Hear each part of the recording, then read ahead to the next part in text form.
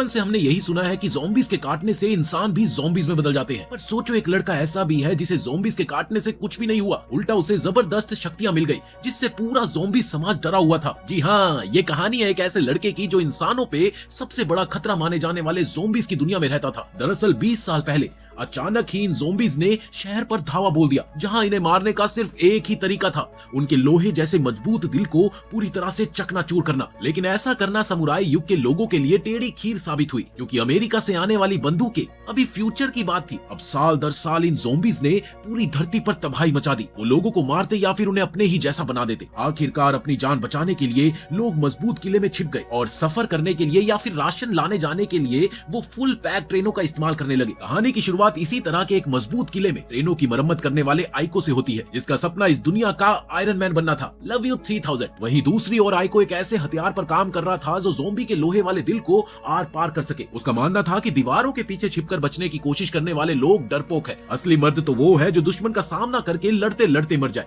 वो एक तेज प्रेशर वाले नेल गन से मेटल प्लेट में छेद करना चाहता था, मानो जैसे कि वो ज़ॉम्बीज़ का दिल हो, मगर वो इसमें नाकाम हो गया। अपनी एक और असफलता से निराश होकर आइको रेलवे यार्ड चला गया, जहां उसे रोज ट्रेन की मरम्मत का काम करना पड़ता है। वहां ज्यादातर लोग उसका मजाक उड़ाते हैं, वो उसे गरीबों का फ्लाइंग जेट कहते। वो आगे JATT सबने मारे सीटी। अब इधर आइको एक कोच के अंदर जाकर अपने मन में कुछ बड़बड़ाता है कि तभी पास में काम कर रहा उसका दोस्त उसे एक सुझाव देता है कि उसे थोड़ा और बारूद इस्तेमाल करना चाहिए। आइको को ये प्लान पसंद आ गया और वो अपना काम बीच में छोड़कर वापस अपनी लैब में जाने ही लगा था कि तभी उसकी नजर वर्कशॉप में आई एक सुंदरी पर गई। दरअसल ये सुंदरी लड़की कोई और नहीं बल्कि राजकुमारी एम थी, जो अपने पापा की स्टीम पावर्ड गन की मरम्मत करने आई थी। जहाँ एक तरफ सभी लोग राजकुमारी की सुंदरता पर आंखें बिछाए दिख रहे थे, वहीं आइको उसकी तरफ ज्यादा ध्यान भी नहीं देना चाहता था, क्योंकि आइको की नजर में ये वही राज परिवार था जिसने दुश्मनों के सामने दीवारों के पीछे छिपकर कायरता दिखाई थी। वो अपने वर्कशॉप की ओर जाने के लिए मुड़ा ही था कि इतने में सुपरवाइजर ने उसे बुला लिया। ए हीरो, सुन जरा इधर आ, इस बंदूक में देखना क्या दिक्कत है।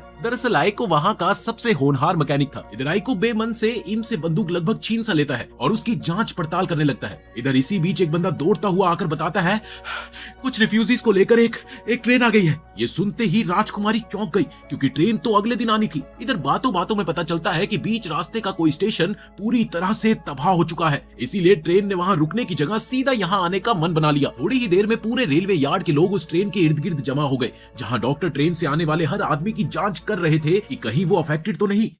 इतना ही नहीं, जांच के दौरान लोगों को कपड़े उतारने के लिए भी मजबूर कर दिया जाता। आइको ये सब देखकर पूरी तरह से चिढ़ गया, जिस पर उसका दोस्त उसे समझाता है, अरे तू इतना चिढ़ क्यों रहा है यार, ये तो बस बेसिक क्वारंटाइन प्रोसेस है। इसी बीच जांच कुछ रफ्तार पकड़ती है। वहीं आइको और उसके साथी ट्रेन के बाहरी हिस्से पर लगे खून और गंदगी को धोने का काम संभालते हैं। और सफाई के दौरान आइको को वहाँ ज़ॉम्बी से जुड़ा कोई सुराग मिला, जिसे उसने फटाफट अपने एक्सपेरिमेंट के लिए संभाल लिया। इस पर उसका दोस्त उसे रोकते हुए कहता है, बे पागल हो गया क्या, ये कानून के खिलाफ है, कोई पंगा हो गया तो। उसने कहा कि मैं ऐसे रूल्स की परवाह नहीं करता। इतने में ही ट्रेन से एक लड़की उतरती है, जिसे देखकर आइको मानो गुम सा हो गया। इधर गार्ड दौड़कर उस लड़की से कहता है कि उसे भी शरीर की जांच करानी होगी, यानी उसे भी अपने कपड़े उतार कर दिखाना होगा कि वो अफेक्टेड है या नहीं। पर वो उसे मारती हुई कहती है कि तुम्हें पता भी है तुम किससे बात कर रहे हो। अब गुस्साया हुआ गार्ड टाइट होने ही लगा था कि तभी इम और उसके पिता वहां पर आ गए। उन्होंने बताया कि वो लड़की उनकी मेहमान है, छोड़ दो उसे। इस दौरान एक पादरी भी वहां आया और दोनों बिना चेकअप कराए वहां से चले जाते हैं। अब पैसा हो तो क्या कुछ नहीं हो सकता बाबू भैया। इधर ठीक उसी समय ट्रेन में से एक आदमी भागकर बाहर आया, जिसे देखकर डॉक्टर चिल्लाते हैं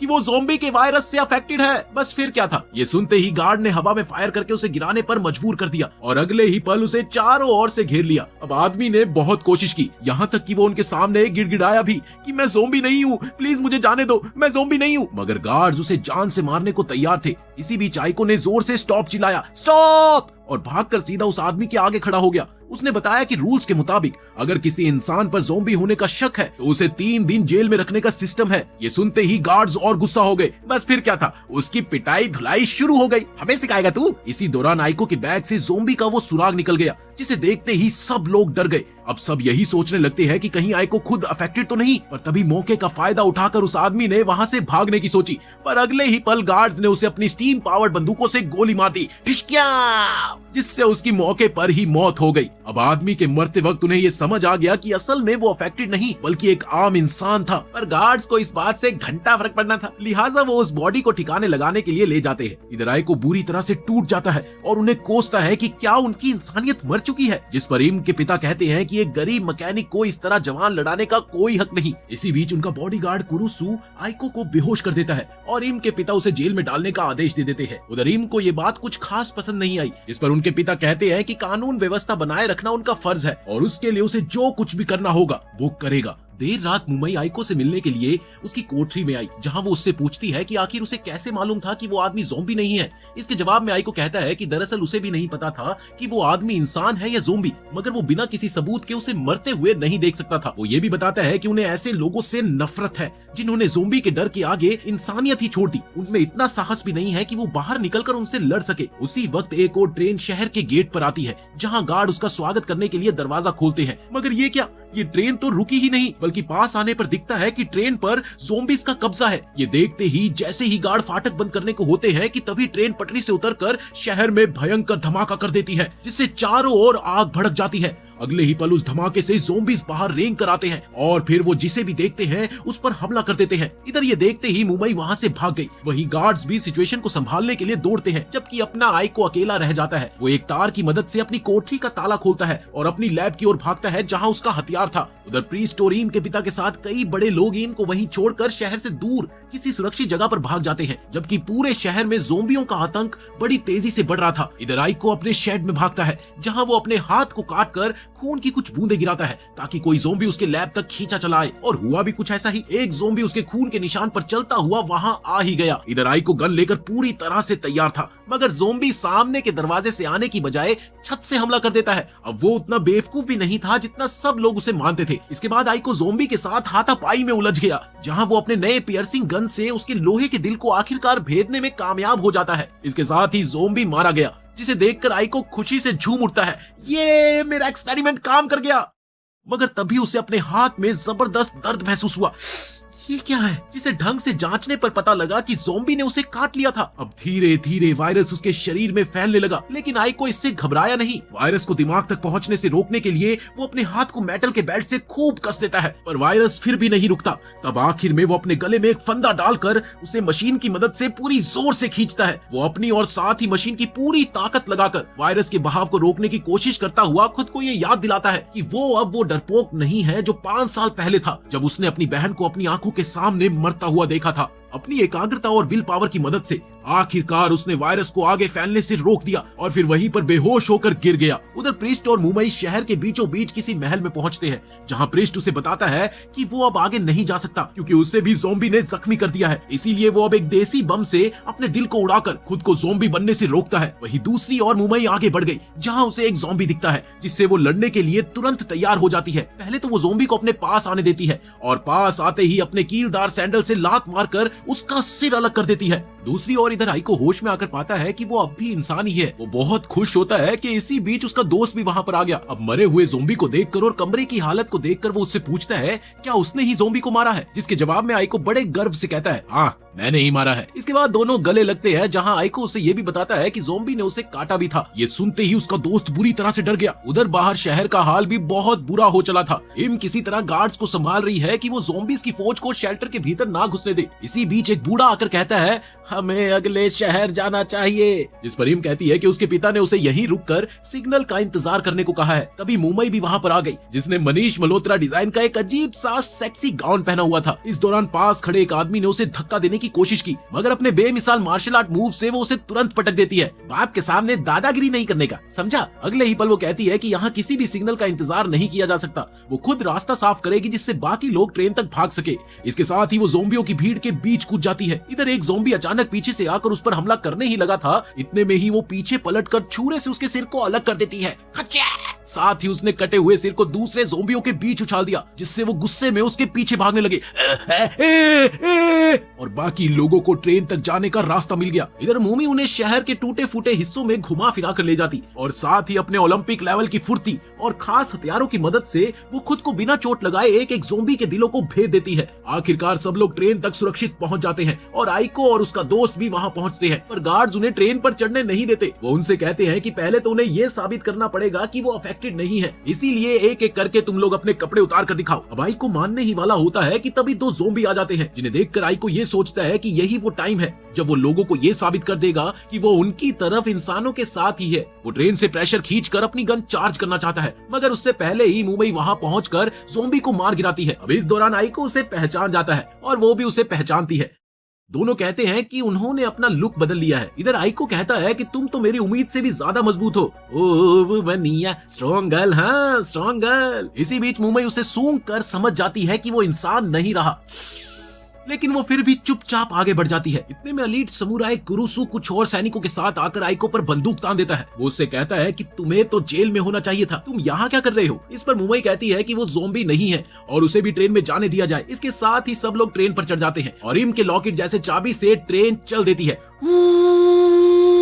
उधर म्यूमी भी ड्राइवर कैबिन में आती है, जहां कुरुसु उससे कहता है कि तुम पीछे के डब्बों की रक्षा करो। जिस पर म्यूमी कहती है अरे अरे खुद भी कुछ कर लो, और ये कहकर वो सोने चली जाती है। वो कहती है कि उसकी बैटरी खत्म है। इस बीच ट्रेन जो तेजी से भाग रही थी कि आगे कुछ और ज़ॉम्बी चिपक जाते हैं। उधर आइको की नजर एक भारी स्टीम पाइप पर थी जो कि गिरने वाली थी। वो उसे तुरंत हाथ से पकड़ लेता है, जबकि वो काफी गर्म और भारी थी। कोई नॉर्मल इंसान तो उसे रोक भी ना पाए, इतनी भारी। कुछ मैकेनिक उसके साथ मिलकर ट्रेन की मरम्मत करते हैं। इतने में ही एक ज़ॉम्बी दरवाजे की दरार से अंदर घुसने की कोशिश कर रहा होता है, जिसे देखकर सब लोग बुरी तरह से डर जाते हैं।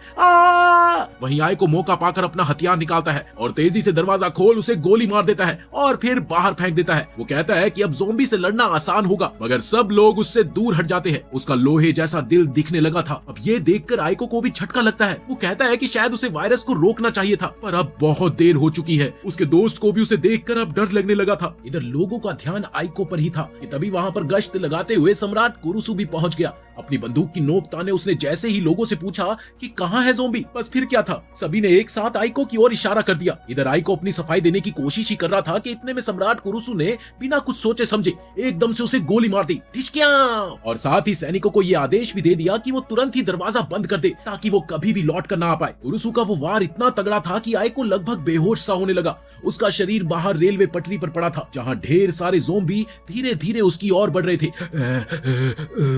ये मंजर इतना खतरनाक था कि ट्रेन में खड़ा उसका दोस्त ये सब देखकर जोर जोर से रोता चिल्लाता रहा, पर कुछ भी नहीं कर पाया और ट्रेन आगे निकल गई कि तभी अचानक कंट्रोल रूम से आवाज आती है कि ज़ॉम्बियों की एक भारी भीड़ सामने रास्ता जाम किए खड़ी है। ये सुनकर कुरुसु ने कहा कि ट्रेन उन्हें कुचल देगी, कोई दिक्कत वाली बात नहीं है, कोई घबराने वाली बात नहीं है। पर जैसे ही उसने थोड़ा सा बाहर निकल कर देखा, उसकी नजर सामने खड़े इम के पिता पर गई, जो कि खुद एक ज़ॉम्बी बन चुके थे। अगले ही पल इम ने भी ये मंजर देख लिया, जिससे वो बुरी तरह से टूट गई। और इसी बीच कुरुसु उसे वापस अंदर खींच लेता है और उसे समझाता है कि उसे अब उन्हें भूल जाना चाहिए, क्योंकि अब वो उसके पापा नहीं बल्कि एक ज़ॉम्बी है, जिनसे इंसानों को खतरा है। इसके साथ ही वो ट्रेन को तेज चलाकर ज़ॉम्बियों को रोंदने का हुक्म दे देता है और ट्रेन उस ज़ॉम्बी के टुकड़ी को रोंदते हुए आगे किले के गेट पर पहुंच गई, जहां ड्राइवर ट्रेन को स्टेशन में लगाकर पुल गिराने का लीवर दबाता है। मगर ये क्या, ज़ॉम्बी के एक गुट ने मशीन में एक रोड फंसा दिया था, जिसे देखकर कुरुसु से हाथ से जाकर लीवर उठाने का फैसला लेता है। हालांकि ऐसा खतरनाक काम करने से सब उसे रोकते हैं, पर कुरुसु का मानना था कि वो एक समुराई है और एक समुराई होने के नाते उसका ये धर्म है कि वो जान देकर भी लोगों की रक्षा करे। इसी बीच खबर आती है कि बाहर कोई है जो ज़ॉम्बियों से लड़ रहा है और अगले ही पल धुंधली रोशनी के बीच में से सबकी नजर आइको पर पड़ी, जो होश में आने के बाद ज़ॉम्बियों को मारता हुआ उस लीवर तक पहुंच गया। यहाँ आइको कोई हीरो नहीं बनना चाहता था, वो तो बस ये चाहता था कि जिन्होंने उसे मरा हुआ समझकर ट्रेन में नहीं चढ़ने दिया, उन्हें इस बात का पता लगे कि उसी ने उनकी जान बचाई है। अगले ही पल उसने लीवर को नीचे कर दिया, जिससे ट्रेन पार निकल गई। इसके साथ ही वो बुरी तरह से टूट गया और जोर जोर से रोने लगा। उधर एक बार फिर से अपने दोस्त को देखकर मोटू ने हुक फेंक कर उसे बचाना चाहा, पर तभी कुछ लोग उसे रोकने लगते हैं। अरे रुक जा, पागल हो गया क्या? इधर आइको भी जानबूझकर हुक नहीं पकड़ता और बड़े प्यार से मौत को गले लगाने के लिए तैयार हो गया कि तभी अचानक वहां पर मुंह आ गई, जिसने आइको को ताना मारते हुए कहा, ऐसे सबके सामने रो रहा है चोमू कहीं के, अबे मर्द बन मर्द। इसके साथ ही उसने हुक उसकी कमर पर बांध दिया, जिससे उसके दोस्त ने उसे वापस खींच लिया। अपने दोस्त से बचाए जाने पर आइको उसे गुस्से में कहता है कि आखिर उसे एक ज़ॉम्बी को बचाने की क्या जरूरत थी, जिस पर मुमी उसे डांटते हुए कहती है उसे अब ये बचकानी हरकत करने की कोई जरूरत नहीं है। थोड़ी ही देर में कुरुसु और उसके सैनिक भी वहां पर आ गए और उन्होंने आइको से कहा कि अगर उसमें अभी भी इंसानियत बची है तो उसे उनके हाथों मर जाना चाहिए, ये सुनते ही आइको भी तैश में आ गया और लड़ने को तैयार हो गया, मगर तभी मूमी ने बीच में आकर सबको बताया, अरे आइको कोई ज़ॉम्बी नहीं है और ना ही कोई इंसान है, अरे वो एक स्पेशल बंदा है जिसका शरीर तो ज़ॉम्बीज वाला है पर दिमाग से वो इंसान है। इसके साथ ही वो अपनी कमीज हटाकर अपनी पीठ पर बना एक घाव दिखाती है, जिसे देखकर सब लोग दंग रह गए। दरअसल वो दोनों ही एक कबानरी थे। वो उन्हें ये भी बताती है कि वो मानव जाति के दुश्मन नहीं बल्कि इंसानों के दोस्त है, उनके साथी है। इसी बीच कुरुसु ने अपनी बंदूक उन दोनों पर तान दी और वो कहता है कि मुझे तो इस लड़की पर पहले से ही शक था, गद्दार कहीं की। जिसके जवाब में मूमी बोलती है कि अगर वो हमला करेगा तो वो उसे मार देगी। कुरुसु फिर भी नहीं मानता, मगर इसी दौरान इम आकर कहती है कि उन्होंने ज़ॉम्बियों से बचकर भागने में उनकी मदद की है, इसीलिए इन पर ऐसे शक करना जायज नहीं है। इस पर कुरुसु ने बोलता है कि दोनों को एक साथ सफर करने ना दिया जाए। उधर आइको भी उसकी हाँ में हाँ मिलाकर कहता है कि हाँ मैं एक ज़ॉम्बी हूँ और दूसरों को अफेक्ट भी कर सकता हूँ, मगर मूमी उसे बाहर नहीं जाने देती। उल्टा उसे जमीन पर पटक कर कहती है, अरे तू ज़ॉम्बी नहीं बल्कि कबानेरी है। इसके बाद वो इम से पूछती है कि क्या वो राजधानी पहुंचने तक उन्हें ट्रेन में जगह दे सकती है। इस दौरान आइको बीच में बोलने की कोशिश करता है, मगर उसी वक्त मूमी उसके अखरोटों को तोड़कर बेहोश कर देती है। अब इधर कुछ घंटों के बाद आइको की आंख खुली, जहां उसने देखा कि उसका शरीर पूरी तरह से ठीक हो चुका है। वहीं उसके ठीक सामने म्यूमी भी आराम से बैठी है। दरअसल दोनों को ट्रेन के बॉयलर रूम में बंद रखा गया था। इसके बाद म्यूमी आइको से राजधानी के बारे में पूछती है, जिस पर आइको कहता है कि वहाँ ज़ॉम्बियों पर बड़े रिसर्च होते हैं और शायद वो लोग उसकी इस हालत का इलाज कर पाएंगे। इसके बाद म्यूमी उसे बताती है कि उसे हर हाल में वहाँ पहुँचना है, क्योंकि उसके भाई ने उसे एक खास मिशन सौंपा था जिसे वो अभी बता नहीं सकती, मगर इसके लिए उसे आइको की जरूरत है क्योंकि वो उसे अपने ढाल की तरह इस्तेमाल करेगी। अब इधर आइको कुछ भी समझ नहीं पाता। म्यूमी बताती है कि इतना चलने फिरने पर उसे बहुत जोरों की नींद आने लगती है, ऐसे में आइको को उसकी रक्षा करनी होगी। इसके साथ ही वो आइको को लड़ने की ट्रेनिंग देने लगी, क्योंकि भले ही उसमें ताकत हो मगर एक्सपीरियंस के मामले में भाई साहब तो जीरो थे, जीरो। वो ट्रेनिंग आइको के लिए शर्मिंदगी भरी थी, जहां हर बार म्यूमी उसे बुरी तरह पटक देती। वो उससे कहती है कि क्यों हिला डाला ना, तुमसे ना हो पाएगा बेटा, जबकि उसने तो रिबन भी पहन रखा है जो उसकी ताकत कम करता है। इसी बीच अचानक मूमी को किसी ज़ॉम्बी के पास होने का एहसास हुआ और वो सीधा बॉयलर रूम से बाहर दौड़ पड़ी। उधर एक आदमी एक प्रेग्नेंट औरत से खाने को लेकर झगड़ रहा था कि तभी म्यूमी वहां पर आ गई, जिससे सब डरकर भाग जाते हैं। कुछ ही देर में कुरुसु इम और बाकी बुजुर्गों के साथ वहां पर पहुंचता है, जहां उसने बताया कि उन दोनों ज़ॉम्बी पर भरोसा करना उसकी सबसे बड़ी भूल थी। अब धीरे धीरे माहौल गरमाने ही वाला था कि तभी एक सुनहरे बालों वाला आदमी जो कि विक्टोरियन हेयर स्टाइल में था वो सामने आता है और इम को बताता है कि उनके पानी का भंडार अब कम होता जा रहा है, इसीलिए उन्हें तुरंत कहीं रुकना होगा। अब इससे क्या होता है, जो लड़ाई हो रही होती है वो ठंडी पड़ जाती है। थोड़ी देर बाद रात में ट्रेन नदी के पास रुकी, जहाँ इम और बाकी सब उन सभी लोगों का सामूहिक अंतिम संस्कार करते हैं जो इस हमले में मारे गए। इधर आइको बॉयलर रूम से ये सारा नजारा देखता है, जिस पर मूमी उससे पूछती है कि आखिर वो भगवान को क्यों नहीं मानता। तब वो बताता है कि दरअसल सालों पहले ज़ॉम्बियों ने उसका परिवार खत्म कर दिया था।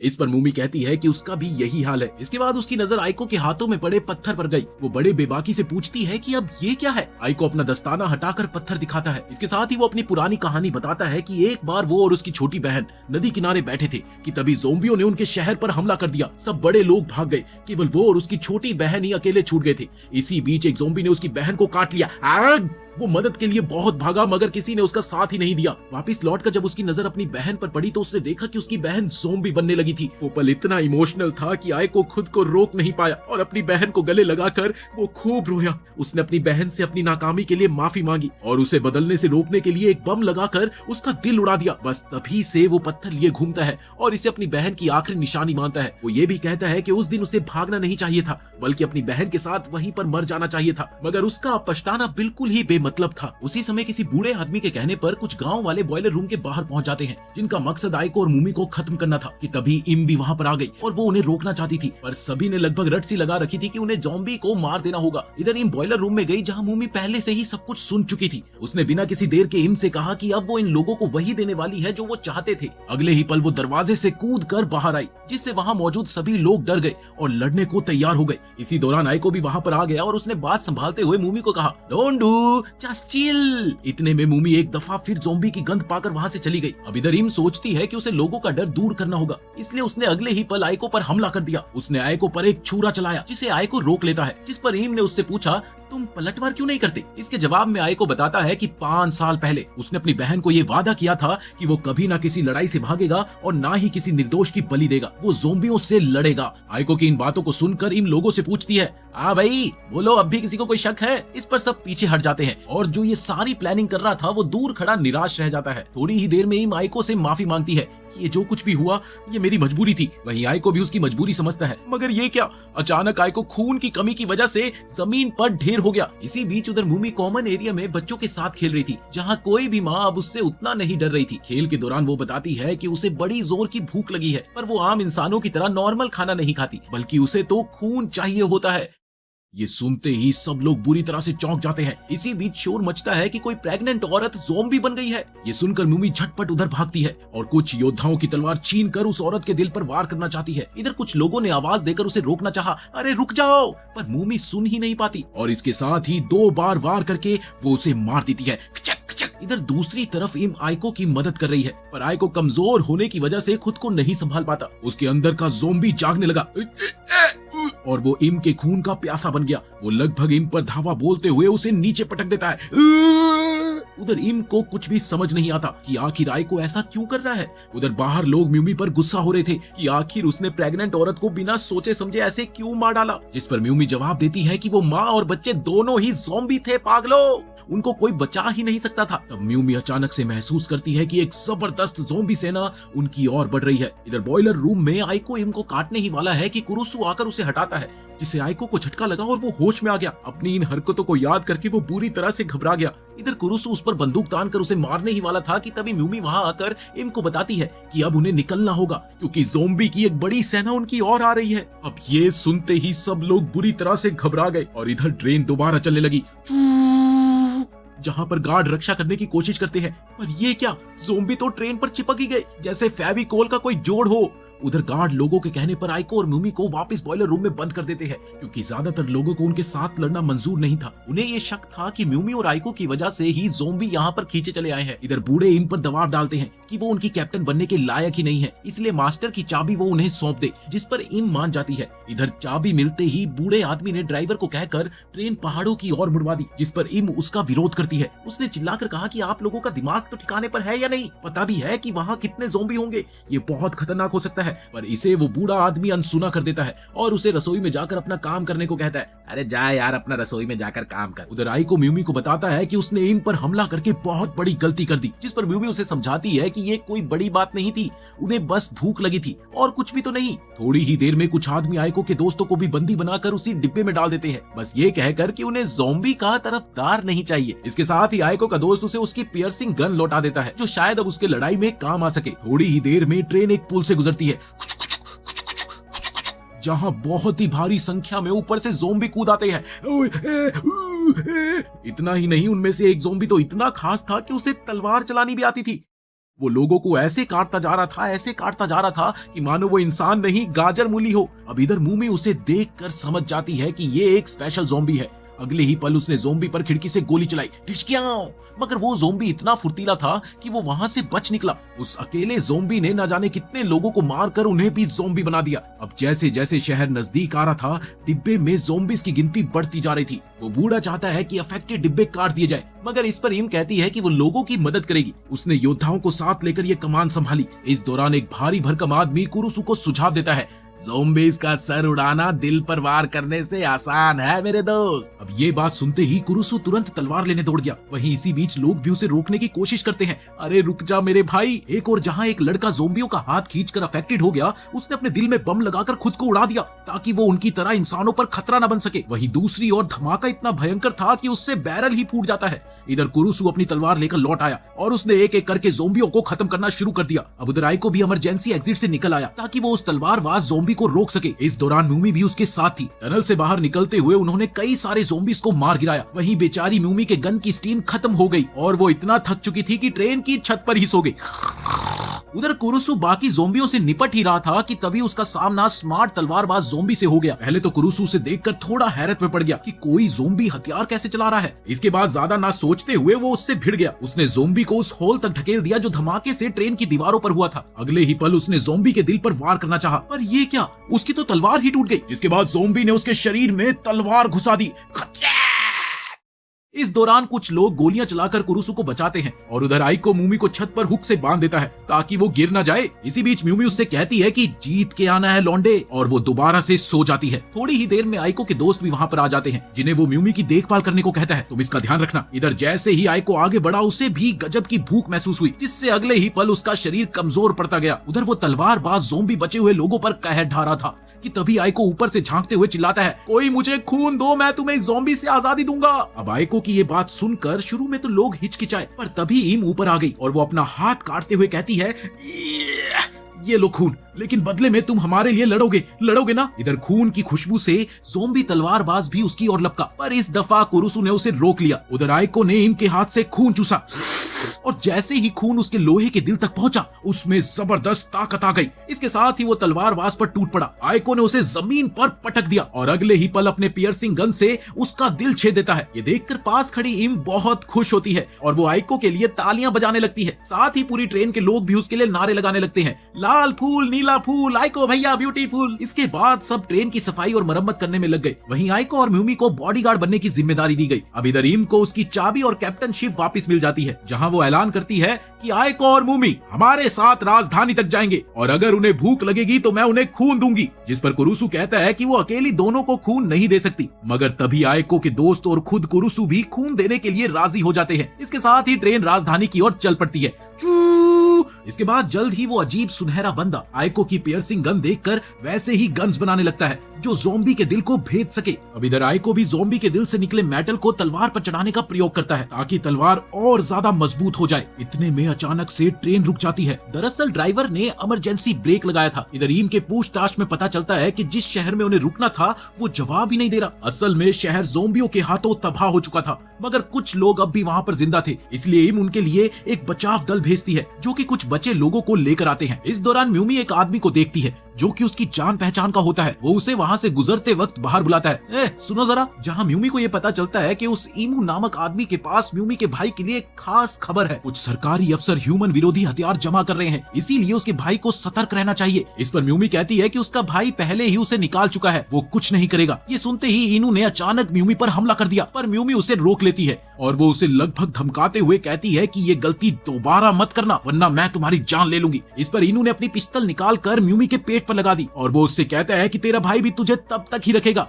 जब तक तू उसके काम की है, बाद में वो तुम्हें भी निकाल फेंकेगा जैसे उसने औरों के साथ किया है, समझी। इसके बाद वो वहाँ से चला गया, जबकि म्यूमी ये सोचकर कांपने लगी कि शायद वो सच बोल रहा है। उधर आइको और बाकी लोग शहर के रास्ते को पार करने की योजना बनाते हैं कि जहाँ से भी राजधानी का रास्ता सबसे छोटा हो हम वहीं से जाएंगे। तभी म्यूमी वहाँ पर आ गई। उसने आइको को टॉन्ट मारते हुए कहा कि मुझे कायरो की योजना में कोई दिलचस्पी नहीं है। आइको उसे समझाने की कोशिश भी करता है, पर म्यूमी उसे लात मारकर उड़ा देती है। वो कहती है कि वो भी उनके साथ रहकर उनके जैसी कायर नहीं बनना चाहती। इस पर आइको लोगों को समझाता है कि कोई बात नहीं, ये प्लान हम म्यूमी के बिना भी कर सकते हैं। वही म्यूमी वापिस बॉयलर रूम में जाकर छिप जाती है। फिर थोड़ी देर बाद आइको बॉयलर रूम में सामान लेने जाता है, जहां वो म्यूमी से पूछता है कि वो इतना अजीब बर्ताव क्यों कर रही है, जिस पर म्यूमी कुछ भी नहीं कहती। अब इधर ट्रेन शहर में घुसी, जहां लोग क्रेन से टूटी हुई इमारत हटाने जाते हैं। आइको के दोस्त क्रेन कंट्रोल पैनल में थे, जहां से वो लोअर लेवल पर ज़ॉम्बीज को मारने का प्लान करते हैं। इधर म्यूमी बाहर निकलकर सीधा बॉयलर रूम की ओर भागी ताकि वो अकेले ही उन ज़ॉम्बीज को खत्म कर दे। उसकी ये हरकत आइको को बिल्कुल भी पसंद नहीं आई और वो उसे इग्नोर कर देता है। म्यूमी दरवाजा तोड़कर अंदर घुसती है, जहां 100 से भी ऊपर ज़ॉम्बी उसके सामने थे।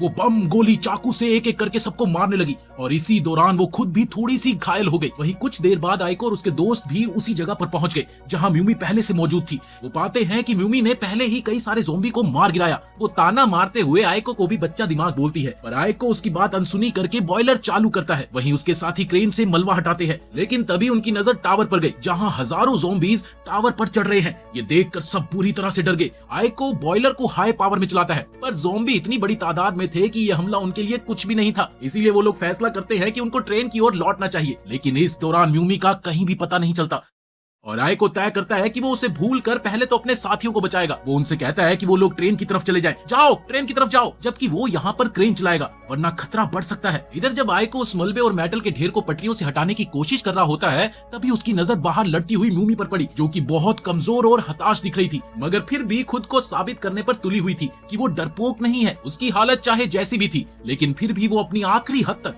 ताकत लगाकर ज़ॉम्बियों से लड़ रही थी। इधर आइको सोचता है कि म्यूमी खुद चीजें संभाल लेगी, इसीलिए उसका ध्यान पूरी तरह से क्रेन पर था। लेकिन अचानक उसे दिखता है कि एक ब्रूस ली टाइप का ज़ॉम्बी म्यूमी को बुरी तरह से पटक रहा है। दे पटक, दे पटक। यहाँ तक कि उसने म्यूमी से हथियार तक छीन लिया और अगले ही पल उसे नीचे कोयले के ढेर में पटक दिया। ये देखकर आइको तय करता है कि उसे क्रेन छोड़कर म्यूमी की मदद करनी होगी। बस इसी वजह से मलबा ट्रैक पर ही पड़ा रहा और ट्रेन को रुकना पड़ा। उधर आइको एक केबल के सहारे कूदकर नीचे आता है और उस कुंफू ज़ोंबी को मारकर म्यूमी को उठाता है। लेकिन तभी अचानक जमीन हिलने लगी और इसके साथ ही बॉयलर बिल्डिंग में जोरदार धमाका हुआ, जिससे आइको और म्यूमी कोयले के नीचे दब गए। इस बीच ज़ोंबीज़ एक साथ मिलकर एक बहुत बड़े राक्षस जैसा रूप ले लेते हैं, जिसे देखकर सबके रोंगटे खड़े हो गए। अगले ही पल वो राक्षस ट्रेन की ओर दौड़ता है, जहां ड्राइवर किसी तरह से रिवर्स में ट्रेन को एक हैंगर में ले जाकर रोकता है। वहीं समुराय ने जल्दी हैंगर का गेट नीचे कर दिया। साथ ही बाकी लोगों ने राक्षस पर फायरिंग करके उसकी रफ्तार थोड़ी सी कम कर दी ताकि वो राक्षस अंदर नहीं घुस पाए, और तभी गेट बंद हो जाता है। वहीं दूसरी ओर राक्षस इतनी जोर से गेट से लगा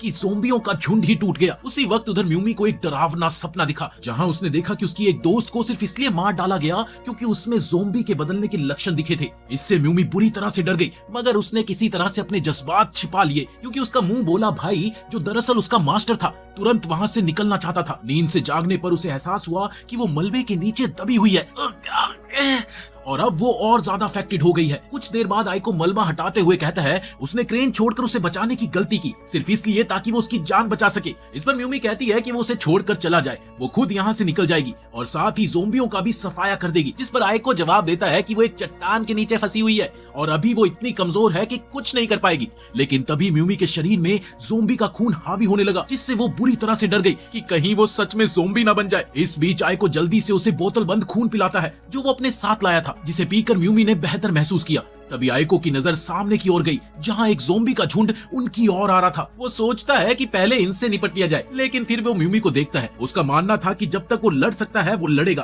पर म्यूमी को वो यूं बेबस नहीं मरने देगा। उसने अपनी पियर्सिंग गन संभाली और अपने हाथ को एक दफा फिर से काटकर खून की बूंदें गिराता है ताकि ज़ोंबी उसकी ओर आए। वो वहां से कुछ दूर दूसरे हिस्से में ज़ोंबियों को लड़ने के लिए ले जाता है। इसी बीच म्यूमी बेहोश सी हो गई, जहां उसे अपने गांव के तबाह होने की यादें आती हैं और जहां पर ज़ोंबियों ने म्यूमी की मां को भी मार डाला था। उसे बस इतना याद था कि तब उसकी जान एक घोड़सवार आदमी ने बचाई थी। इधर म्यूमी ये सब देख ही रही थी कि इतने में कुछ योद्धा ट्रेन वाले पहुंचकर उसे मलबे से निकालते हैं। फिर वो होश में आते ही तुरंत आइको को ढूंढने दौड़ पड़ी, जो उससे दूर एक जगह बेहोश पड़ा मिलता है, जहां उसके साथ बहुत सारे मरे हुए ज़ोंबी भी पड़े हुए थे। वो दौड़कर उसके पास गई, जहां उसने पाया कि वो बुरी तरह से घायल होने पर भी जिंदा है। अब वो ट्रेन की ओर लौट ही रहे होते हैं कि रास्ते में वो काला राक्षस ज़ोंबी एक बार फिर से आ जाता है। वो तेजी से ट्रेन पर चढ़ जाते हैं, जबकि वो बड़ा सा राक्षस टनल को तोड़कर अंदर घुसने की कोशिश करने लगा। इधर कुरुसु ने सबसे पूछा कि क्या हम इसे हरा सकते हैं। इस पर आइको के दोस्त को लगता है कि उनके पास स्टेशन से मिली भारी तोप है, उससे अगर कोशिश करे तो शायद हम इसे हरा सकते हैं। इधर म्यूमी बताती है कि इस कॉलोनी के अंदर एक मेन ज़ोंबी होता है, कोर, जिसे अगर हम मार दे तो पूरी कॉलोनी ढह जाएगी। अब तोप से सीधा कोर तक पहुंचना मुमकिन नहीं था, पर हाँ, उससे कोर को बाहर लाया जा सकता था। और फिर म्यूमी कहती है कि इसके बाद मैं उसे खत्म कर दूंगी। कुछ घंटों बाद आइको मलबा हटाता है ताकि ट्रेन आगे बढ़ सके, और ये क्या, वो बड़ा सा मॉन्स्टर ट्रेन का पीछा करने लगा। इधर फैटी तोप पर तैनात था, जिसे म्यूमी बताती है कि मॉन्स्टर को आखिरी पल तक और पास आने देना और फिर गोला दाग देना। लेकिन फैटी घबरा गया। वो पहले तो जल्दी फायर कर देता है, जिससे मॉन्स्टर के सिर का बस कुछ हिस्सा ही उधड़ पाता है और कुछ ज़ोंबी ट्रेन पर आकर गिरते हैं। अब गार्ड उन्हें रोकने की कोशिश करते हैं। वहीं आइको और कुरुसु भी लड़ाई में कूद जाते हैं। कुरुसु ने आइको की बनी नई तलवार ली, जिससे दिल भेदना और भी आसान हो गया था। इसी बीच उस बड़े से राक्षस ने उछलकर ट्रेन के पिछले डिब्बे को तोड़ दिए, मगर फैटी इस बार सांस रोककर सही मौके का इंतजार करता है और जैसे ही मॉन्स्टर एकदम पास आ गया, उसने कोर वाले हिस्से को टारगेट करके फायर कर दिया, जिससे कोर दिखने लगा। इसी के साथ म्यूमी ने आगे बढ़कर उसी कोर ज़ोंबी पर वार कर दिया, जिससे पूरी कॉलोनी फट सी जाती है। इधर आइको म्यूमी को पकड़े हुए वापस ट्रेन में चढ़ जाता है, पर ट्रेन इतनी तेजी से जा रही थी कि बैलेंस न रहकर एक तरफ को झुक गई।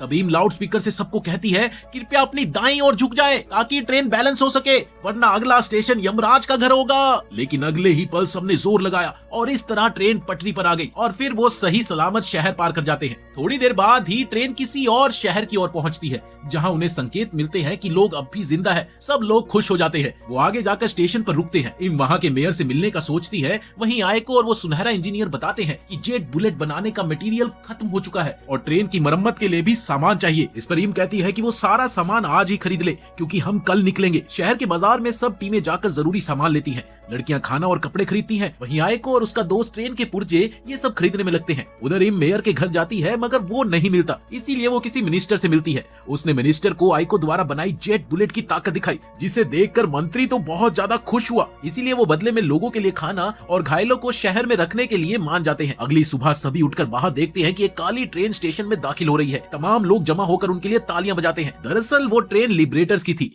एक आजाद ज़ोंबी शिकारी दल जो उजड़े शहरों को ज़ोंबियों से मुक्त करके इंसानों को लौटाता है। जल्द ही लिबरेटर बाहर आते हैं, जिनका लीडर राजा का त्यागा हुआ बेटा बीबा था। म्यूमी उसे देखते ही दौड़ पड़ी। ये देखकर सब लोग दंग रह गए कि ये ही उसका भाई है जिसका जिक्र म्यूमी हमेशा करती थी। वहीं आइको को उस पर शक था, क्योंकि उसने बातें सुनी थी कि म्यूमी का भाई कोई हीरो नहीं बल्कि एक ऐसा शख्स है जो मानता है कि कमजोरों को मरना चाहिए। इसी दौरान भीड़ उनका स्वागत करती है। वहीं ईम और कुरुसु भी बीबा से मिलते हैं, जहाँ पर बीबा ईम को पहचान लेता है। उसने बताया कि वो तो राजधानी के किसी बड़े मंत्री की भतीजी है। इस पर ईम कहती है कि उसे पता नहीं था कि म्यूमी सचमुच उसकी ही बहन है। तब बीबा ने बताया कि दरअसल म्यूमी मेरी असली बहन नहीं बल्कि मैं उसका मुंह बोला भाई हूँ। इसी बीच आइको भी वहाँ पर आ गया। अब बीबा उसे अपने बारे में बताने ही लगता है कि तभी आइको बोल पड़ता है कि मैं तुम्हें पहले से ही जानता हूँ। तुम वही हो ना जिसने म्यूमी को ये सिखाया है कि कमजोरों को जीने का कोई हक नहीं। ये सुनते ही बीबा बुरी तरह से चौंक गया। थोड़े टाइम बाद वो दोनों जब एक दफा फिर से आमने सामने होते हैं, तब आइको उससे दोबारा पूछता है कि आप सच में मानते हैं कि कमजोर को मरना चाहिए? जिस पर बीबा ने जवाब दिया, ये तो नेचर का नियम है, जो काबिल है बस वही बचेगा। और मेरा मानना है कि हमें जिंदा रहने के लिए भागना नहीं चाहिए बल्कि लड़ना चाहिए और ज़ोंबियों को जड़ से खत्म कर देना चाहिए। ये सुनते ही आइको का नजरिया उसके लिए कुछ बदल सा गया। अब इधर शहर के गार्ड्स ने अचानक से अलार्म बजाकर सबको चेतावनी दी कि एक बहुत बड़ा ज़ोंबियों का झुंड शहर की ओर बढ़ रहा है। उधर शहर का मेयर दूर खड़ा घबरा गया, क्योंकि वो खुद राजा के किसी बंदे के साथ मिलकर ये सारी साजिश रच रहा था, जिसमें मंत्री कहता है कि ओ जी आप टेंशन ना लो जी, लिबरेटर ज़ोंबियों से अपने आप निपट लेंगे, तुसी टेंशन ना लो। और जब बीबा मैदान में होगा तो सही मौका देखकर हम उसे भी मार डालेंगे जी, आप बस चिल करो। इधर गार्ड दीवार पर चढ़कर ज़ोंबियों को गोली मारते हैं। ढिचक्याओ। और इसी दौरान ब्रिज को भी नीचे किया गया ताकि बीबा की ट्रेन डेंजर एरिया में घुस सके। इसके बाद एक तरफ वो अपनी सेना को आदेश देता है कि ज़ोंबियों को बम से उड़ा दो, वहीं दूसरी तरफ वो खुद भी घोड़े पर चढ़कर मैदान में उतर गया। इधर उसके सिपाही स्टीम बाइक्स पर तेजी से दौड़कर कई ज़ोंबियों को पल भर में मार गिराते हैं कि तभी कुछ ज़ोंबी अचानक ही उन पर टूट पड़े। इसके साथ ही म्यूमी बीबा के एक सहयोगी के साथ अपनी कबानेरी ताकत दिखाती है। दोनों साथ मिलकर ज़ोंबीज को अलग अलग करके उन्हें खत्म कर देती है। जहां एक तरफ सबका ध्यान ज़ोंबीज पर था, वहीं दूसरी तरफ इनोकू पीछे से बीबा के पास आ गया। थोड़ी देर की बातचीत के बाद उसने गुस्से में आकर बीबा पर वार कर दिया, पर बीबा ने उसके इस मूव को पहले ही भांप लिया था। वो उसे चकमा देकर घुटनों पर ले आता है और वो उसे मारने ही वाला था कि इनोकू मदद की गुहार लगाने लगा। आइको ने जब तक उसे बचाना चाहा, बीबा ने उसे मार दिया। उधर शहर के मेयर को जैसे ही पता चला कि हत्या की कोशिश नाकाम रही है, तभी बीबा के लोग आकर उसके गार्ड और मंत्री को मार मार कर उसे बंधक बना ले जाते हैं। इसी बीच मैदान में इन बीबा से फिर माफी मांगती है, जिस पर बीबा ने कहा, अरे इसमें सॉरी की क्या बात है, बल्कि हम तो आप लोगों को राजधानी तक छोड़ देंगे। इसके साथ ही 2 ट्रेनें राजधानी के लिए रवाना होती है, जहां एक और फैटी और आइको की बीबा की बात को लेकर बहस चल रही थी। वहीं दूसरी और म्यूमी बीबा की ट्रेन में जांच करवा रही थी, जहां उसे वो दिन याद आ गया जब उसकी माँ मारी गई थी। बीबा ने एक खंजर फेंक कर उससे कहा था, बचने के लिए किसी को मारना सीखो, और अगले ही पल म्यूमी ने अपनी माँ के हत्यारों को मार गिराया। इसके बाद बीबा ने उसे अपने ग्रुप में ले लिया और फिर उसे ज़ोंबी वायरस से कबानेरी बनाया ताकि वो उसके कहने पर लड़ सके। म्यूमी की जांच पूरी होने पर बीबा उससे कहता है, जाओ इनकी मास्टर की चाबी ले आओ। उसे कोई सवाल जवाब नहीं चाहिए, बस वो उसे ले आए। इसके साथ ही म्यूमी वहाँ से बाहर चली गई। इधर बीबा अपनी गुप्त लैब में गया, जहाँ पर अनेक ज़ोंबी बंद थे और साथ ही में एक बहुत बड़े ज़ोंबी का दिल भी था, जिसके बिल्कुल साथ में ही शहर का मेयर बंधा हुआ था। उधर आइको को अचानक अपने आसपास ज़ोंबी के होने का आभास हुआ और वो उसे ढूंढते ढूंढते फैटी के साथ ट्रेन की छत पर पहुंच गया, जहां वो ये बताता है कि बीबा की ट्रेन में ज़ोंबी मौजूद है। इसी बीच म्यूमी इम को धमकाते हुए उससे मास्टर की मांगती है, मुझे मास्टर की दो, पर इम को कुछ भी समझ नहीं आता। वो उससे जबरदस्ती चाबी लेने ही वाली थी कि इतने में वहाँ पर ड्राइवर आ गई और उसने बताया कि चाबी मेरे पास है, मैं इंजन संभाल रही थी, ये लो ये रही चाबी। इसके साथ ही म्यूमी खुश होकर वापस चली गई। इधर ड्राइवर और इम म्यूमी की इस हरकत के बारे में बात कर ही रहे थे कि तभी फैटी भागता हुआ वहाँ पर आता है।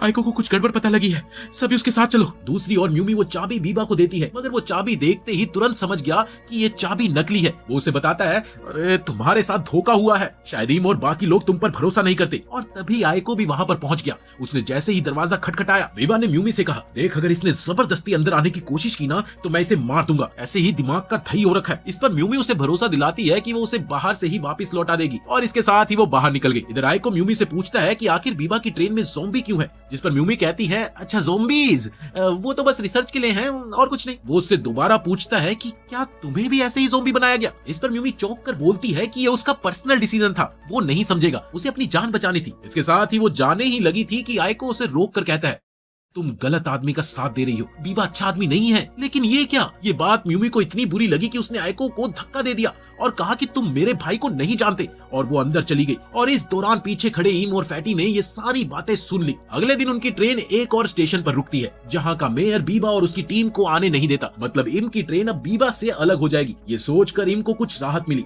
मगर अगले ही पल वो सोचती है कि शायद इससे राजधानी तक पहुंचने की हमारी संभावना कम हो जाएगी। इधर आयको सब महत्वपूर्ण लोगों को जुटाता है और कहता है कि मुझे बीबा की ट्रेन में सैकड़ों ज़ॉम्बी महसूस हो रहे हैं, अच्छा है कि हम अलग ही रहे। पर म्यूमी उनके साथ जा रही है। उधर जब वो मेयर के मैंशन की ओर बढ़ते हैं तो फैटी उन्हें देख लेता है और तुरंत आयको को इसकी खबर देने दौड़ता है। कुछ ही देर में बीबा और उसकी टीम मेयर के मैंशन में पहुंची, जहां राजधानी से आए समुराय उन पर भरोसा न होने के कारण बंदूक तान देते हैं। Hands up. बीबा ने उसे अपनी मर्जी का करने दिया, मगर तभी म्यूमी को टॉयलेट आ गई और मेयर के एक आदमी ने जैसे ही उसे रास्ता दिखाया, वो इस मौके का फायदा उठाकर वहां से भाग जाती है। इधर आयको और फैटी उसे पुल की ओर भागते हुए देखते हैं तो उन्होंने उसका पीछा किया। इधर म्यूमी सारे गार्ड्स को गिराकर पुल नीचे कर देती है, जो कि लिबरेटरों के लिए इशारा था। ठीक उसी वक्त आयको और फैटी भी वहां पर आ गए और वो म्यूमी से पूछते हैं कि वो क्या कर रही है। इस पर बस म्यूमी इतना कहती है कि वो बस लिबरेटरों को शहर में आने दे रही है, क्योंकि ये बिल्कुल ठीक नहीं है कि उन्हें बाहर रखा जाए जबकि वही लोग ज़ॉम्बियों से लड़ते हैं। वो कहती है कि उनका इरादा बुरा नहीं, मगर तभी उसकी नजर लिबरेटरों के पीछे पड़ी, जहां उसने देखा कि ज़ॉम्बियों का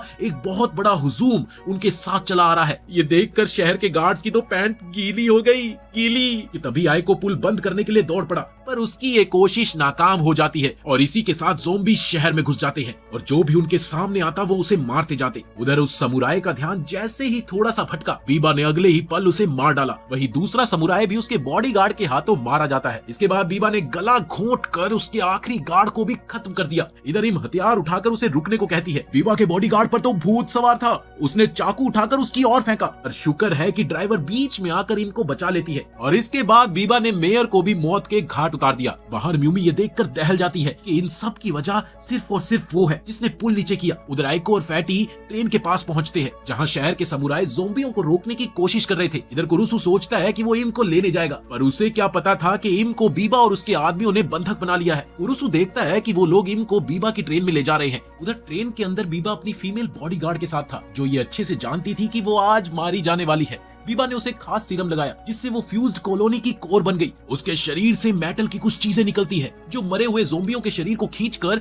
एक बहुत बड़ा राक्षस बना देती है। इस दौरान बीबा उसे आदेश देता है कि वो राक्षस शहर का दरवाजा तोड़ दे, और अगले ही पल दीवार से टकराकर उसे तोड़ देती है। इधर म्यूमी बीबा के पास पहुंची, जहां वो उससे पूछती है कि आखिर ये सब हो क्या रहा है, जिस पर बीबा ठंडी आवाज में कहता है, ये वही दुनिया है जिसकी मैं हमेशा से चाह रखता था। ये सुनते ही म्यूमी का दिमाग सुन सा पड़ गया और इतने में वो फीमेल बॉडीगार्ड सीरम के असर से अपना काबू खोने लगती है और सचमुच का ज़ॉम्बी बन जाती है। वो बड़ा सा राक्षस उसके बेकाबू होने पर पिघल सा जाता है, जिससे वैज्ञानिक बुरी तरह से नाराज हो गया। तभी उसका साथी ये सुझाव देता है कि एंटीडोट से महिला को होश में लाया जा सकता है, पर साइंटिस्ट कहता है कि वो इसके लायक नहीं है, रहने दो, छोड़ो। इधर कुरुसु चुपके से ट्रेन में घुसकर इनको बचाने की कोशिश करता है। वो गार्ड्स को पछाड़कर आगे बढ़ ही रहा होता है कि इसी बीच साइंटिस्ट एक गन निकालकर उसे रोक लेता है, पर इम कहां शांत रहने वाली थी, उसने उसे भटकाकर असिस्टेंट को पटक दिया। इसके साथ ही एंटीडोट छीनकर वो कहती है, अगर तुम नहीं रुके तो मैं इसे फेंक दूंगी। इस पर साइंटिस्ट उसे गोली मारने ही लगा था कि कुरुसु उस पर झपट पड़ा और दोनों नीचे गिर जाते हैं। उधर वो ज़ॉम्बी फीमेल पूरी तरह से बेकाबू हो गई और अपने ही साथियों को मारने लगी। अब सैनिक उसे गोलियां मारते हैं, मगर ये गोलियां उसे भड़का देती है। फिर उसने अगले ही पल मैग्नेटिक धमाके जैसी शक्ति का इस्तेमाल करके पूरी बिल्डिंग को ही उड़ा दिया। इसके बाद वो गुस्से में बीबा पर झपटी, जिससे वो बुरी तरह से डर जाता है, मगर ये क्या, ऐन वक्त पर वो उसे मारने से रुक गई और उसी समय का इस्तेमाल कर बीबा उसके दिल में छुरा घोंप कर उसे मार देता है, जिसे म्यूमी देखकर पूरी तरह से टूट गई। इसके बाद लिबरेटर सेना इस बीच बचे लोगों को बंदूक की नोक पर अपने कब्जे में ले लेती है। जब आयको ने इस बात का विरोध किया तो उसे भी नीचे गिराकर ये धमकी दी गई, हमें तेरे खून की जरूरत है, विरोध किया तो मारा जाएगा। वहीं दूसरी तरफ जो लोग ज़ॉम्बी के शिकार बने हुए थे वो उन सबको मार देते हैं। इधर बीबा ने ट्रेन पर चढ़कर भाषण दिया कि आज मैंने सबको उनके पिंजरे से आजाद कर दिया है। जब तक लोग दीवारों में छिपे हैं वो कभी विकसित नहीं होंगे। उन्हें बाहर निकालकर ज़ॉम्बियों से लड़ने पर मजबूर करना ही असली मुक्ति है। इसके बाद जल्द ही सबको कैद कर लिया गया। वहीं आयको को एक पिंजरे में डाल दिया जाता है, जहां वो गार्ड्स और साइंटिस्ट को देखते हुए जमीन पर कुछ लिखता है। उधर बाकी लोगों को ग्रुप में बांटकर उनका खून लिया जा रहा था। इधर आयको का एक दोस्त भी बीबा के लोगों के साथ मिल गया था। ये बात किसी को अच्छी नहीं लगी, खास तौर पर फैटी को, जो आज ब्लड डोनेट वाली टीम में गया था। उधर जब वो अंदर गया तो देखता है कि बीबा बीबा का एक लेफ्टिनेंट एक आदमी को परेशान कर रहा था। वो आदमी बार बार बस यही कह रहा था, साहब मेरी पत्नी का खून मत लीजिए, आप चाहे तो मेरा खून ले ले पर उसका खून मत निकालिए प्लीज। इस पर लेफ्टिनेंट उसे खुशी खुशी हाथ मिलाने को कहता है और जैसे ही उसने हाथ आगे बढ़ाया तभी वो उसका हाथ काट डाल देता है। अरे यार कितना निर्दयी है ये बंदा। अब फैटी खड़ा होकर इसका विरोध करता है पर गार्ड उसे काबू में कर लेते हैं। इसके बाद में वो आइको से मिला, जहां उसने आइको से पूछा, कब खून खोलेगा तेरा, तू कब कुछ करेगा, अब बस बहुत हो गया ये सब, अब और नहीं सहा जाता। इस पर आइको उसे बताता है कि कल रात जब ये लोग खून लेने आएंगे मैं पिंजरे से निकलूंगा और बीबा का काम तमाम कर दूंगा। अब इधर उसी समय बीबा इम से कहता है कि अगर अपने लोगों को बचाना है तो राजा के पास ये संदेश भेज दे कि वो फाटक खोल मुझे मेरे पिता से मिलवा दे। जिस पर इम मान जाती है। वो पूछती है, फिर तुम अपने पिता के साथ क्या करने वाले हो? जिसके जवाब में बीबा कहता है, 10 साल पहले राजा ने 4 लाख की सेना को ज़ोंबियों को मिटाने भेजा था। मुझे 12 साल की उम्र में उस सेना में कमांडर बना दिया गया था। हमने कई शहरों को आजाद करवाया पर हमारी मदद अचानक बंद हो गई और सारी सेना मिट गई और ये सब कुछ मेरे पिता के आदेश पर हुआ था और अब मैं उसका बदला लूंगा। इधर रात में आइको अपने दोस्तों को सारी प्लानिंग समझाता है कि अगर हम इंजन रूम पर कब्जा कर ले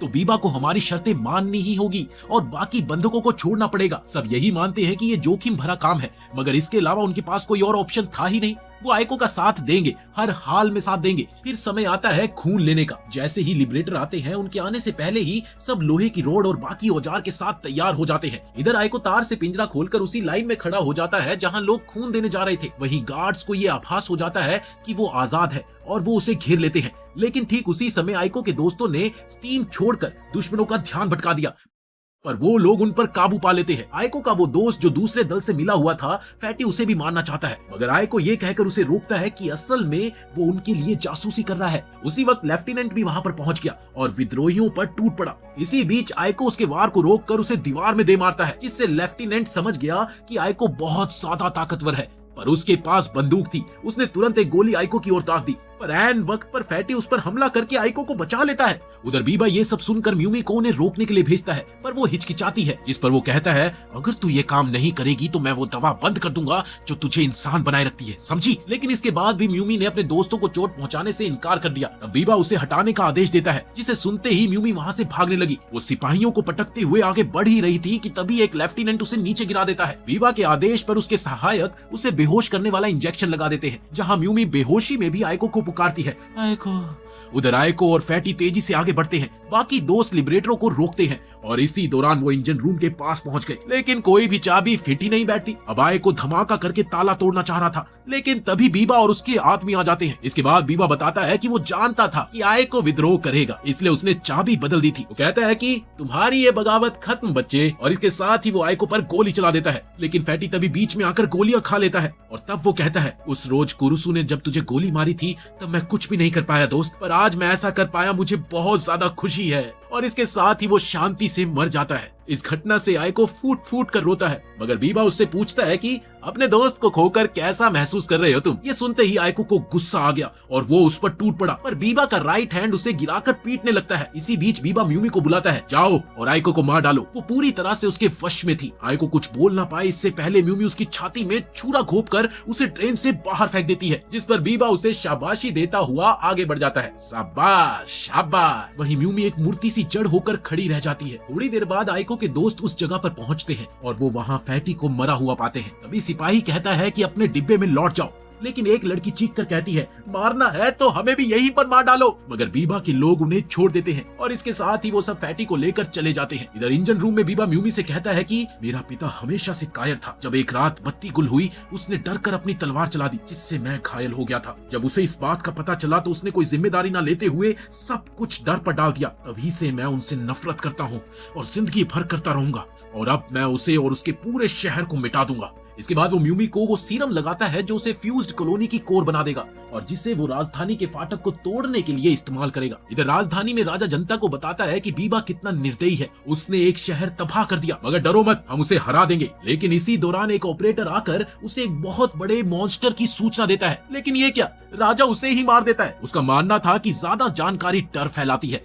उधर आइको बहता बहता समुद्र तट पर बेहोश मिलता है। फिर वो एक सपने में देखता है कि उसकी बहन म्यूमी का रूप लेकर उसे मारने आई है। वो अचानक ही घबराकर जाग गया।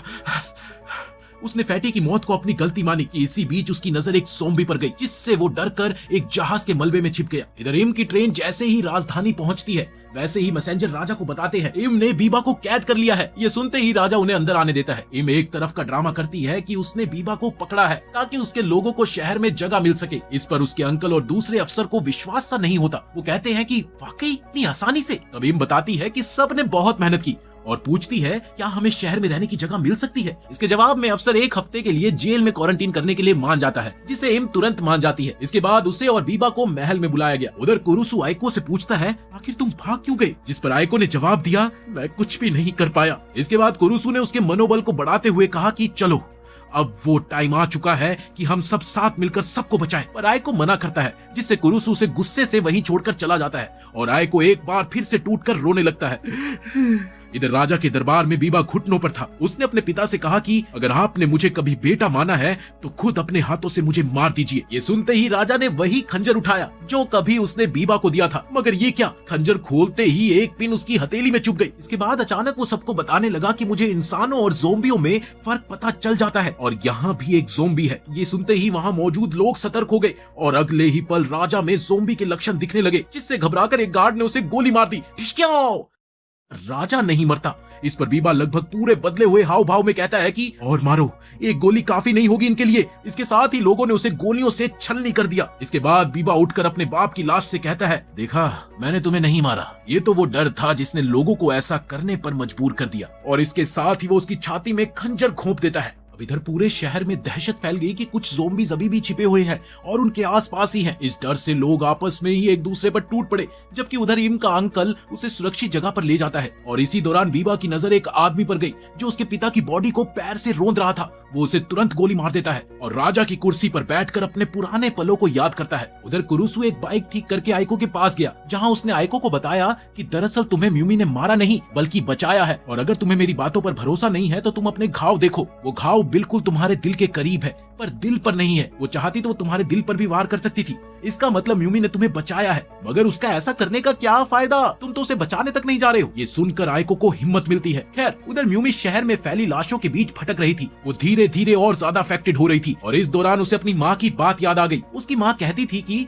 तितलियां मरे लोगों की आत्मा ले जाती है और उसने लाल तितलियों का झुंड देखा, जिससे वो डर गई। इसी बीच उसके लोहे के दिल से मानो पंख निकलने लगे और थोड़ी ही देर में वो मॉन्स्टर बन गई। इधर आइको फैसला करता है कि वो भी फ्यूज्ड बनेगा। वो एक साइंटिस्ट के पास गया और उससे कहता है कि मुझे भी ब्लैक सीरम दो, मैं भी फ्यूज्ड बनने को तैयार हूँ। इस पर साइंटिस्ट ने उसे बताया कि ये सीरम केवल फीमेल काबानेरी पर काम करता है, मगर आइको नहीं मानता। वो कहता है कि मुझे थोड़ी ताकत चाहिए, भले ही उसकी जान क्यों ना चली जाए। उसका केवल एक ही मकसद है, बीबा को जान से मारना और मूमी को बचाना। वो ब्लू सीरम खुद को इंजेक्ट कर लेता है, जिससे उसे काफी ताकत महसूस होती है और साथ ही उसे अपने गले पर एक पट्टा सा महसूस होता है, जिसके बारे में साइंटिस्ट ने उसे बताया कि अगर वो ये पट्टा तोड़ेगा तो उसे खतरनाक शक्तियां मिलेगी। इस पर आइको बड़े ही जोश में कहता है कि आज मैं किसी अपने को मरने नहीं दूंगा, और वो पट्टा तोड़ देता है। इसके बाद आइको और कुरुसु स्टेशन पहुंचकर ज़ॉम्बियों को आसानी से खत्म करते हैं, मगर आइको को ऐसा लगता है कि वो अपने शरीर पर कंट्रोल धीरे धीरे अब खो रहा है। इस पर कुरुसु ने उससे कहा कि अगर तुम कभी भी पूरी तरह से ज़ॉम्बी बन गए तो मैं तुम्हें भी मार दूंगा। उधर म्यूमी एक खतरनाक मॉन्स्टर में बदल गई। वो लगातार राजधानी के रक्षकों के हमलों को झेलती रही, मगर उसका दिमाग मानो चल सा गया था। उसे लगता है कि सब उससे मर जाने को कह रहे हैं। वो लाल तितलियों को उड़ा रही थी और अनजाने में सारे मकान तोड़ रही थी। अब इधर बीबा ये सब कुछ देखकर खुश हो रहा था कि सब कुछ उसकी प्लानिंग के मुताबिक ही चल रहा है कि तभी अचानक वहाँ आइको आ गया।